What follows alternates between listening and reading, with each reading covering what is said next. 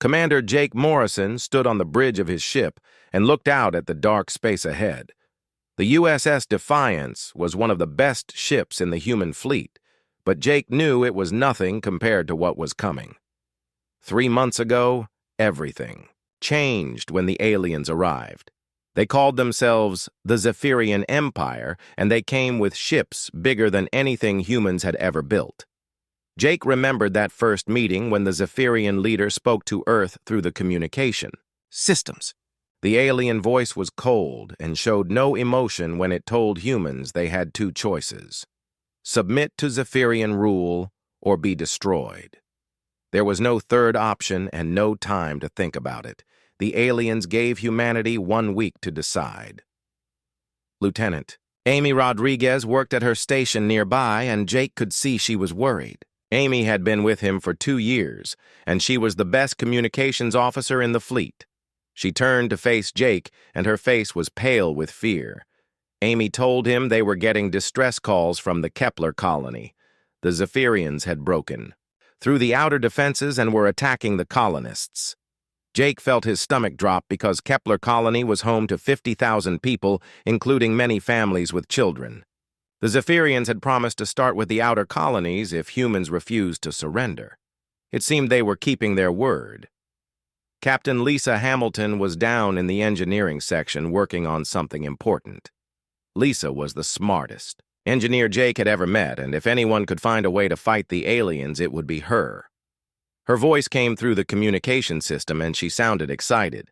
Lisa told Jake she had been studying the alien ships and found something interesting about their shields. The Zephyrian shields were incredibly strong and could stop nuclear weapons without any damage. Human weapons just bounced off like throwing rocks at a mountain. But Lisa thought she found a weakness in how the shields worked.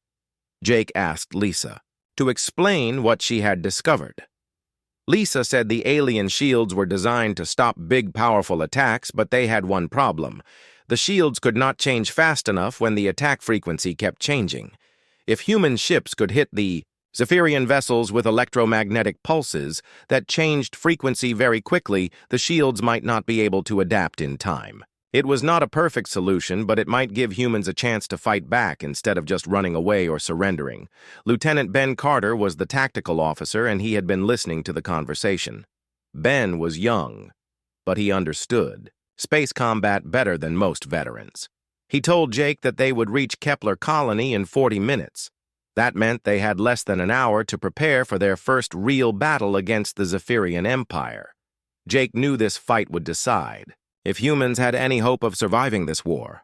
If they lost at Kepler, then other colonies would fall quickly, and Earth itself would be next. Jake ordered Amy to send a message to all the ships in their small fleet. There were only 12 human vessels going to face the Zephyrian attack force. Intelligence reports said the aliens had sent at least 30 ships to Kepler colony. The odds were bad, but Jake had learned something important about humans during his years in space. When things looked impossible, humans did not give up. Instead, they found ways to fight that no one expected.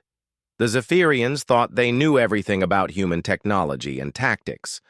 They were about to learn they were wrong. Amy finished sending the message and told Jake that all ships had confirmed they received their orders. Captain Rodriguez on the USS Liberty said his crew was ready for battle. Commander Peterson on the USS Courage reported that their new weapons were charged and waiting. Each ship in the fleet had been modified with Lisa's electromagnetic pulse devices. They did not know if the plan would work, but it was better than surrendering without a fight. Jake looked around his bridge at the men and women who would fight beside him. These people had families back on Earth, and they knew this battle might be their last. But none of them suggested running away or finding a safe place to hide. They were here because someone had to stand up to the Zephyrian Empire. Someone had to show the aliens that humans would not go quietly into slavery or extinction. Jake felt proud to serve with these brave people, and he hoped their sacrifice would mean something. The ship's computer announced they were approaching the Kepler system. Jake could see the alien ships on his screen, and they were massive. Each Zephyrian vessel was 3 times larger than the biggest human ship. Their weapons glowed with energy that could destroy cities, and their armor looked thick enough to stop anything humans could throw at them. But Jake remembered what his grandfather used to say about fighting bullies. Sometimes the little guy wins because he wants it more than the big guy expects. Today they would find out if that was true in space combat. Admiral Susan Blake walked back and forth in the command center on Luna Station while watching the screens that showed what was happening across human space. The news was getting worse every hour, and Susan knew they were losing this war badly. Reports came in from 12 different star systems where the Zephyrian Empire had attacked at the same time. The aliens were smart, and they knew how to fight a war against multiple targets. Human defenses were not ready for such a large, coordinated attack from so many directions at once. Colonel Danny Martinez sat at the communications desk, and his job was to keep track of all the messages coming from the battle zones. Danny had been a soldier for 20 years, but he had never seen anything like this before. The Zephyrians moved their ships like they were all controlled by one mind. When human forces tried to attack one alien ship, the others would immediately move to help defend it. When humans tried to retreat, the alien ships would predict exactly where they were going and cut them off. It was like fighting an enemy that could read human minds and always knew what would happen next. Danny turned to face Admiral Blake and told her they had lost contact with New Texas Colony and Proxima Base. Both of those places had strong defenses and good commanders, but the Zephyrian ships were just too powerful. The alien weapons could destroy human ships from distances where human weapons could not even reach their targets. Worse than that, the Zephyrian Third Fleet was now moving toward Earth itself. Susan looked at the display screen and saw 300 alien ships heading for humanity's home world. Each one of those ships could probably destroy an entire human city by itself. Dr. Patricia Wells came over to talk with Admiral Blake about something she had been working on in her laboratory. Patricia was the best scientist on Luna Station, and she spent all her time studying the pieces of alien ships that human forces had managed to destroy. Patricia carried a data pad with information about Zephyrian technology, and she looked excited about something she had discovered. Patricia told Admiral Blake that she had been analyzing the wreckage from the first battle with the aliens and found something very interesting about how their systems worked. Admiral Blake asked Patricia to explain what she had learned. Patricia said the Zephyrians used a type of crystal computer system that made their ships incredibly powerful, but also created a weakness that humans might be able to use. The alien ships did not operate as separate vessels like human ships did. Instead, every Zephyrian ship was connected to every other ship in their fleet through some kind of network that let them share information instantly. This network was what made them so good at coordinating their attacks and defenses. But Patricia thought this same network might be used against them. Patricia explained that if human forces could somehow get a computer virus into the Zephyrian network, it might be possible to damage or confuse their entire fleet at the same time. Admiral Blake was interested, but she pointed out that human computer viruses would not work on alien technology that was completely different from anything humans had ever built. Patricia agreed that a normal virus would not work, but she had a different idea that might be more effective against the logical minds of the Zephyrians. Patricia said she had been working with the language experts who studied Zephyrian communications, and they had learned something important about how the aliens thought. The Zephyrians were completely logical in everything they did, and they could not understand things that did not make perfect sense. Patricia wanted to create what she called a paradox loop that would give the Zephyrian computers a problem they could not solve.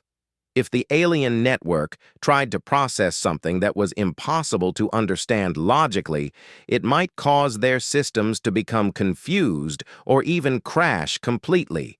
Admiral Blake thought this idea might work, but she wanted to know how humans could get close enough to a Zephyrian ship to upload this paradox into their network. The alien ships had powerful sensors and weapons that could detect and destroy human vessels long before they got close enough to make a direct connection.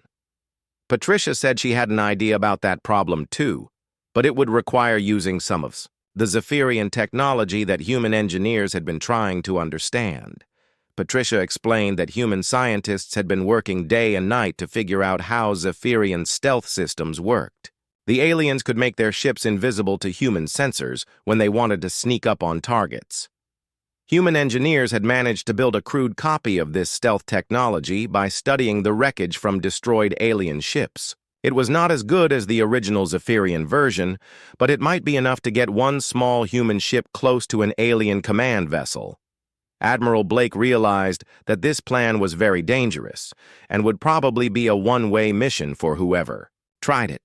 The crew of the ship that carried the Paradox weapon would have to get close to the most heavily defended ship in the Zephyrian fleet and upload the virus while under attack from dozens of alien weapons. Even if the plan worked, the human ship would probably be destroyed before it could escape. But Admiral Blake also knew they were running out of options, and this might be their only chance to fight back effectively. Colonel Danny Martinez had been listening to the conversation, and he reported that the Zephyrian Third Fleet would reach Earth in less than 6 hours. If they were going to try this plan, they needed to do it soon before the aliens got close enough to attack humanity's home world. Admiral Blake made her decision and told Patricia she had permission to prepare the Paradox weapon. She also ordered the engineering teams to install the stolen stealth technology on their fastest ship. They were going to show the Zephyrian Empire that humans could be just as clever as they were logical. The evacuation of New Geneva Colony was supposed to happen in an orderly way, but nothing could prepare the colonists for what they saw when the Zephyrian ships appeared in their sky.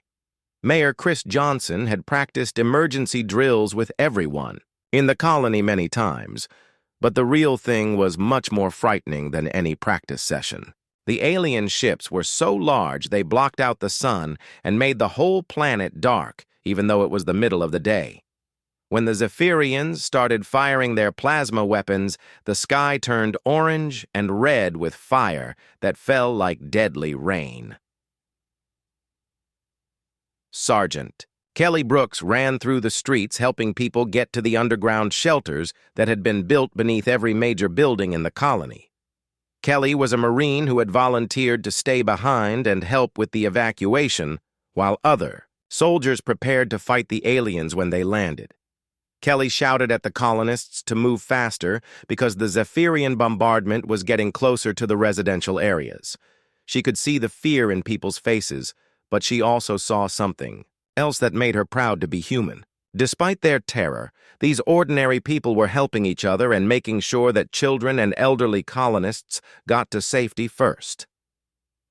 8-year-old Tommy Foster held tightly to his mother's hand as explosions shook the ground above their underground shelter.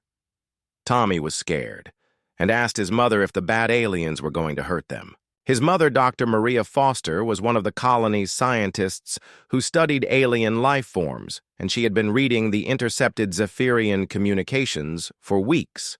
Maria knew the aliens planned to kill or enslave every human on New Geneva, but she did not want to frighten her son more than he already was. She told Tommy that the human soldiers in space were going to protect them and that everything would be okay. What the Zephyrians did not understand was that every human colony had been preparing for this attack ever since the first contact with the alien empire. The underground areas beneath New Geneva were not just simple shelters where people could hide until the danger passed. Hidden beneath the colony were weapons factories, communication centers, and supply depots that had been built in secret over the past 3 months. The colonists were not just hiding from the aliens, they were getting ready to fight back in ways the Zephyrians would never expect from what they considered a primitive species. Captain Ryan Hughes led a team of colonial Marines through the underground, tunnels that connected different parts of the hidden military complex. Ryan had been a soldier for 15 years, and he knew how to fight against enemies with better weapons and equipment. He told his Marines that Zephyrian armor was very strong, but it had weak points at the joints where the pieces connected together. If human soldiers aimed for the neck and knee areas, they might be able to hurt or kill the alien invaders even with their basic weapons. The Zephyrians had landed on the surface expecting to find scattered groups of terrified civilians who would surrender quickly or run away in panic. Instead, they encountered organized resistance from people who had spent months learning how to fight against technologically superior enemies. Every human colony had been turned into a fortress with hidden weapons and secret passages. Every civilian had been trained to act like a soldier when the invasion came. The aliens thought they were attacking helpless farmers and miners, but they were actually fighting an entire planet full of people who refused to give up. Private Nicole Carter spoke to Captain Hughes through her radio and reported that she could see the Zephyrian landing party moving toward Shelter Complex B, where many families were hiding. Nicole was positioned in a concealed observation post, and she could count 30 alien soldiers in advanced combat armor moving in perfect formation. The Zephyrians moved like robots following a computer program, and Nicole realized they probably were being controlled by some kind of central command system that told each soldier exactly what to do. Captain Hughes smiled when he heard Nicole's report, because this gave him an idea about how to fight the aliens more effectively. If the Zephyrian soldiers were all following orders from one central location, then disrupting their communications might cause confusion in their ranks.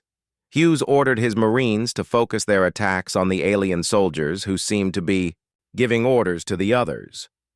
If they could take out the leaders, the remaining soldiers might not know what to do next. Hughes reminded his team about what Admiral Blake had told all the colonial defense forces before the invasion began. Humans did not have to win every battle against the Zephyrians. They just had to make the aliens pay a high price for every piece of ground they captured. If each human colony could destroy or damage enough Zephyrian ships and soldiers, the alien empire might decide that conquering humanity was costing more than it was worth. This was the same strategy that had worked for human resistance fighters throughout history when they faced larger and better equipped armies. The Zephyrians had superior technology and more soldiers, but they had never fought against an enemy that absolutely refused to surrender no matter how bad the situation became. They were used to conquering species that gave up after the first demonstration of Zephyrian power, but humans were different, and the aliens were about to learn that the hard way. Every defeat for humanity would be a costly victory for the Zephyrian empire because humans would make them fight for every building and every street. Hughes received a message from other Marine units around the colony reporting that they were ready to begin the counterattack. The Zephyrians thought they were hunting down the last few human survivors, but they were actually walking into carefully prepared ambush positions. Soon the aliens would discover that conquering New Geneva Colony was going to be much more difficult and expensive than they had planned. The humans were ready to show these invaders what happened when you attacked people who had nothing left to lose and everything to fight for. 3 weeks had passed since the Zephyrian Empire began their invasion of human space, and Fleet Commander Zixthon was starting to worry about something he had never expected. The humans were supposed to surrender after the first few battles, showed them how powerful the Zephyrian military was. Every other species the Empire had conquered followed the same pattern. After losing their first major battle, they would send ambassadors to negotiate terms of surrender. But the humans were different, and they seemed to become more determined to fight with each defeat instead of giving up hope. Commander Zixthon studied the casualty reports from battles across human territory, and the numbers were troubling. The Zephyrian Empire was winning every major engagement, but they were losing far more ships and soldiers than expected. Human resistance was fierce and organized even when they were clearly outmatched. Worse than that, the humans seemed to be learning from each battle and developing new tactics that made them more effective fighters. The Empire had expected this war to last a few days, but it had already dragged on for weeks, with no sign that humans were ready to surrender. Captain Nathan Pierce commanded a small human ship called the USS Shadow that had been modified with experimental stealth technology. The Shadow was not a powerful warship like the big cruisers and battleships in the main fleet. Instead, it was designed to sneak past enemy defenses and carry out special missions behind Zephyrian lines. Nathan had volunteered for this dangerous assignment because someone had to test Dr. Wells's paradox weapon against the alien fleet. If the weapon worked, it might give humanity the advantage they needed to win this war. Dr. Patricia Wells was in the cargo bay of the USS Shadow, making final adjustments to her creation. The device did not look like much from the outside, but Patricia knew it contained something that could be more dangerous to the Zephyrians than any conventional weapon. The paradox loop she had programmed was designed to attack the logical thinking that made Zephyrian society so advanced. If her calculations were correct, the alien network would try to process an impossible concept and become confused or even shut down completely. Captain Pierce asked Dr. Wells if her weapon was ready for deployment.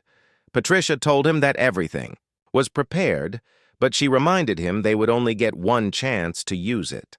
Once the Zephyrians realized what humans were trying to do, they would adapt their defenses to prevent future paradox attacks. This meant the USS Shadow had to get close enough to the Zephyrian command ship to upload the virus on their first attempt, because there would not be a second opportunity. Lieutenant Grace Murphy was the pilot of the USS Shadow, and her job was to fly the ship close enough to the enemy fleet without being detected by their sensors. Grace had been flying stealth missions for 2 years, but this was by far the most dangerous assignment she had ever attempted. The Zephyrian command vessel was surrounded by dozens of escort ships and protected by the most advanced defense systems in the alien fleet. If the Shadow was discovered before completing its mission, the entire crew would be killed and the paradox weapon would be lost. Communications Officer Tyler Adams monitored the Zephyrian data transmissions while the Shadow approached the enemy fleet. Tyler could see the constant stream of information flowing between alien ships as they coordinated their attacks on human positions. The Zephyrian network was incredibly sophisticated, and Tyler was amazed by how much data they could process in real time. But this same sophistication might also be their weakness if Dr. Wells' plan worked correctly. The USS Shadow used stolen Zephyrian stealth technology that human engineers had reverse-engineered from captured alien equipment. The stealth system was crude compared to the original version, but it was good enough to hide a small ship from long-range sensors. Captain Pierce ordered Lieutenant Murphy to take them closer to the command vessel, while Tyler monitored alien communications for any sign they had been detected. Everyone on the bridge was tense because they knew discovery meant certain death. Tyler Adams suddenly detected the data stream from the Zephyrian command ship and told Dr. Wells it was time to activate her weapon. Patricia turned on the paradox device and began uploading her creation into the alien network. The paradox was elegant in its simplicity because it asked the Zephyrian collective consciousness to define something that could not be defined in logical terms. The concept Patricia had chosen was human stubbornness because it represented everything the aliens found impossible to understand about their enemies. Across the Zephyrian fleet, strange things began to happen as their networked minds tried to process Patricia's paradox. Ships that had been moving in perfect formation started to drift out of position. Communication between vessels became erratic and confused. Some alien ships stopped firing their weapons while others began targeting empty space instead of human vessels. The Zephyrian collective consciousness was struggling to understand how humans could continue fighting when logic said they should surrender. Admiral Blake had been waiting for this moment, and when she saw the confusion spreading through the alien fleet, she immediately sent orders to all human forces. Operation Confusion was now active, and every human ship was ordered to attack the Zephyrians while their coordination was disrupted. The paradox weapon had not destroyed the alien fleet, but it had created exactly the kind of opportunity that human forces needed to strike back effectively. Captain Pierce watched from the bridge of the USS Shadow as human ships throughout the battle zone began their coordinated assault on the confused Zephyrian fleet. The aliens were still dangerous, and their ships were still more powerful than anything humans could build. But for the first time since the war began, the Zephyrians looked vulnerable and uncertain. Dr. Wells had proven that sometimes the most effective weapon against a superior enemy was not advanced technology, but a simple idea they could not understand. The final battle of the war was about to begin in the asteroid belt between Mars and Jupiter, where Admiral Susan Blake had gathered every remaining human ship for one last desperate attack against the Zephyrian fleet. The odds were still terrible, because the aliens had 3 times as many ships as the humans and their technology was far superior. But the human forces had learned many things during the weeks of fighting, and they were ready to use every advantage they could find to win this crucial battle. Commander Jake Morrison stood on the bridge of the USS Defiance, which was now serving, as Admiral Blake's flagship for the final assault. The ship showed damage from dozens of previous battles, with burned armor plates and jury-rigged repairs that barely kept all the systems working. But like the brave crew that operated her, the Defiance was still fighting and ready to face the enemy one more time. Jake looked around at his officers and saw the same determination in their faces that had carried humanity through the darkest days of this war. Captain Owen Martinez commanded the escort carrier USS Resilience, and he reported that the fighter wings were in position for their attack runs on the Zephyrian formation. Owen's pilots knew this would probably be a one-way mission for most of them because their small fighters would have to get very close to the heavily armed alien ships to use their new weapons effectively. But every pilot had volunteered for this mission because they understood that the future of humanity depended on the outcome of this battle. Admiral Blake studied the tactical display that showed both fleets preparing for combat in the asteroid field. The human plan was risky even by the standards they had developed during this war. They would use the asteroids as cover, while their fighters conducted hit-and-run attacks on the Zephyrian ships. The fighters carried the new frequency-shifting weapons that Captain Hamilton had developed to penetrate alien shields. If the plan worked, the fighters might be able to damage enough enemy ships to give the main human fleet a chance to win. Captain Lisa Hamilton was still in the engineering section working frantically to keep all the modified weapons and systems functioning properly. Lisa had barely slept in the past week as she worked to install the new electromagnetic pulse devices on every human ship in the fleet. Lisa reported to Admiral Blake that the frequency modulators were working at 95% efficiency, which meant they could punch through Zephyrian shields, but only for short periods of time before the alien defenses adapted. The Zephyrian fleet moved into the asteroid field like a massive predator that was confident in its ability to crush the last human resistance. Fleet Commander Zixthon had learned from the previous battle where the humans used their paradox weapon to disrupt Zephyrian coordination. The alien commander had strengthened his fleet's defenses against computer attacks, and he believed his ships were now immune to human tricks. Zixthon was ready to end this war by destroying every remaining human vessel. Lieutenant Amy Rodriguez was monitoring communications from across human space when she detected something that changed everything about the tactical situation. Amy told Admiral Blake that the Zephyrian home fleet had just received a priority message from their conquered territories. It seemed that human special forces teams had been very busy on the worlds that the alien empire had captured during the early days of the war. While the main human fleet had been fighting for survival, small teams of soldiers and intelligence agents had been infiltrating Zephyrian-occupied planets. These brave men and women had not gone there to fight conventional battles against overwhelming enemy forces. Instead, they had gone to teach the conquered alien species something that the Zephyrian Empire had never encountered before. They showed these enslaved peoples what humans had learned about fighting against superior technology and numbers. Admiral Blake smiled when she heard Amy's report, because this was exactly what she had hoped would happen. The human agents had not just been spreading military tactics to the conquered species, they had been teaching them about human values like freedom and the refusal to accept defeat. They showed other aliens that advanced technology meant nothing against determination and the willingness to sacrifice everything for liberty.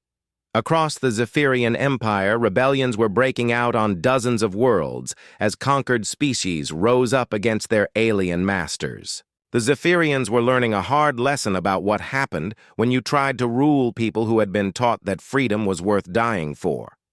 The alien empire was discovering that humans were not just stubborn fighters, but also dangerous. Teachers who could spread their ideas to other species. The news of the rebellions meant that Zixthon could not commit his entire fleet to destroying the human forces because he needed ships to maintain control over his empire. Many Zephyrian vessels were being recalled from the front lines to deal with uprisings on conquered worlds. This gave the human fleet a much better chance of winning the final battle because they would not be facing the full strength of the alien military. Commander Morrison watched as the first wave of human fighters began their attack runs against the Zephyrian formation. The small ships darted between asteroids while firing their frequency-shifting weapons at the enemy shields. Some fighters were destroyed by alien defensive fire, but others managed to penetrate the Zephyrian defenses and cause significant damage to their targets. The aliens were learning that humans could be just as clever in victory as they had been stubborn in defeat. Admiral Blake gave the order for all human ships to begin the final assault, and the USS Defiance led the charge toward the Zephyrian fleet. This was the moment that would decide whether humanity survived as a free species or disappeared into slavery and extinction. But Blake was confident that her people would find a way to win because they had already proven that determination and ingenuity could overcome any obstacle. The battle for human freedom was about to reach its climax, and the outcome would echo across the stars for generations to come. The Battle of the Belt lasted 14 hours, and when it finally ended, the Zephyrian fleet was retreating in complete disorder, while human ships pursued them through the asteroid field. Fleet Commander Zixthon had started the day believing he would crush the last human resistance and end this troublesome war. Instead, he found himself ordering a full retreat as his supposedly superior fleet fell apart under the desperate but coordinated attacks of an enemy he had badly underestimated from the very beginning. Commander Jake Morrison stood in the observation deck of the rebuilt Luna station 6 months after the final battle and watched human and alien ships working together to repair the damage that the war had caused throughout this region of space. The scene would have been impossible to imagine. During the dark days when Zephyrian ships were bombarding human colonies and threatening to destroy Earth itself. But now former enemies worked side by side as partners in a new alliance that was changing the balance of power across the galaxy. Admiral Susan Blake joined Jake at the large viewport that looked out over the busy construction zone where dozens of different species were contributing their knowledge and resources to the rebuilding effort. Susan had been promoted to head the new interstellar defense force that protected all member worlds of the Alliance. The organization that had started as a desperate human military had grown into something much larger and more important than anyone had imagined possible during the war.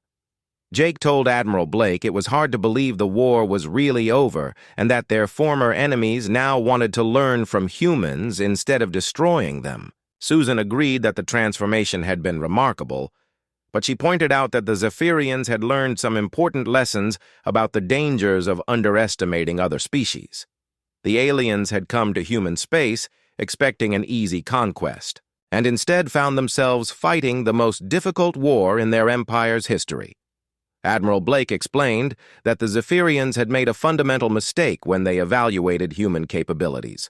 The aliens looked at human technology and weapons and decided that humans were a weak and primitive species that would surrender quickly. They never considered that humanity's greatest strengths had nothing to do with advanced technology or superior firepower. Human determination and refusal to give up were qualities that the logical Zephyrian mind could not understand or predict. Dr. Patricia Wells approached them carrying a data pad with the latest reports from reconstruction projects across human space and the former Zephyrian territories. Patricia had become the head of the new Interspecies Science Council, where human and alien scientists worked together to share knowledge and develop new technologies. The cooperation between different species was producing advances that none of them could have achieved working alone. Patricia told Admiral Blake and Commander Morrison that the reconstruction was actually ahead of schedule on all major projects. More importantly, they were receiving requests from 17 different alien species who wanted to join the new alliance. Word had spread throughout the galaxy about how humans had handled the Zephyrian invasion, and many species were interested in learning more about human ideas regarding freedom and cooperation between different peoples. Commander Morrison smiled and said it seemed like the galaxy was learning that humans did not back down from a fight when their freedom was threatened. Admiral Blake nodded and added that the other species were also learning something even more important. They were discovering that sometimes the best way to win a war was not through conquest and domination, but by showing your enemies that there was a better way to live and interact with other civilizations. The Zephyrian Empire had been built on the idea that superior technology and logical thinking gave them the right to rule over other species, but their war with humanity had taught them that there were forms of strength that could not be measured by weapons or computer systems. Human values like courage and stubbornness and the willingness to sacrifice for others had proven more powerful than anything the aliens could build in their factories. Former Fleet Commander Zix Thon now served as an ambassador from the Zephyrian people to the new alliance. Zix Thon had requested this position because he wanted to understand how humans had defeated his empire despite being outnumbered and outgunned in every battle. Through his conversations with human leaders, Zix Thon was learning that victory did not always belong to the side with the best technology, but often went to the people who believed most strongly in what they were fighting for. The war had indeed echoed across the stars, but the echo carried a message of hope rather than destruction. Humanity had won not just through military skill, but by demonstrating the power of ideas that could inspire other species to fight for their own freedom. The battle had shown the galaxy that advanced technology meant nothing without the wisdom to use it properly and the values to guide its application. Jake Morrison looked out at the ships from dozens of different worlds working together in space and realized that humanity's greatest adventure was just beginning. The war had ended, but now came the much more difficult task of building a peaceful civilization that could include many different species with different cultures and ways of thinking. But if humans could survive a war against the Zephyrian Empire, Jake was confident they could handle the challenges of peace as well. In the end, the Zephyrians had learned what countless enemies throughout human history had discovered before them. It was dangerous to underestimate a species that treated the word impossible as just another problem to be solved through determination and clever thinking. The galaxy would never again make the mistake of assuming that humans would surrender simply because the odds were against them.